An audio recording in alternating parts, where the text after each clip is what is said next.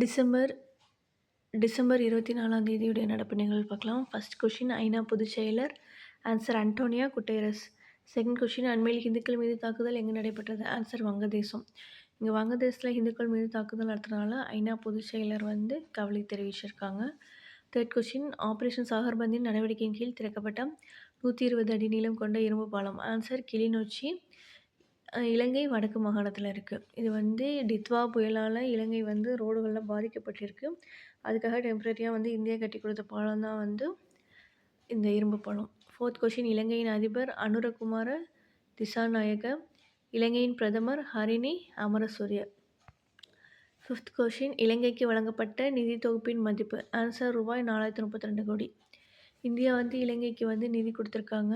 இந்த 4032 கோடியில் 3000 கோடி வட்டியில்லா சலுகை, அதாவது சலுகை வட்டியுடன் கொடுத்துருக்காங்க. 1000 கோடி மானியமாக கொடுத்துருக்காங்க. சிக்ஸ்த் கொஷின் வைரஸ் நோய் தாக்காத வாழையின் பெயர். Answer Kaveri Poovan. Seventh question மகாராஷ்டிரத்தில் நடைபெற்ற 3வது குளோபல் செஸ் லீக் போட்டியின் champion. Answer Alpine SG Pipers. இவங்க யாருக்கு அகேன்ஸ்டாக விளாண்டாங்கன்னா திரிவேணி கான்டினென்டல். நடப்பு சாம்பியன் ஆல்ஃபைன் எஸ்ஜி பைப்பர்ஸ். ஏற்கனவே 2 முறை சாம்பியன் ஆனவங்க திரிவேணி கான்டினென்டல்.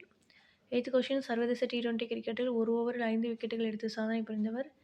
ஆன்சர் கெடை பிரியந்தனா. அவங்க இந்தோனேஷியாவை சேர்ந்தவங்க.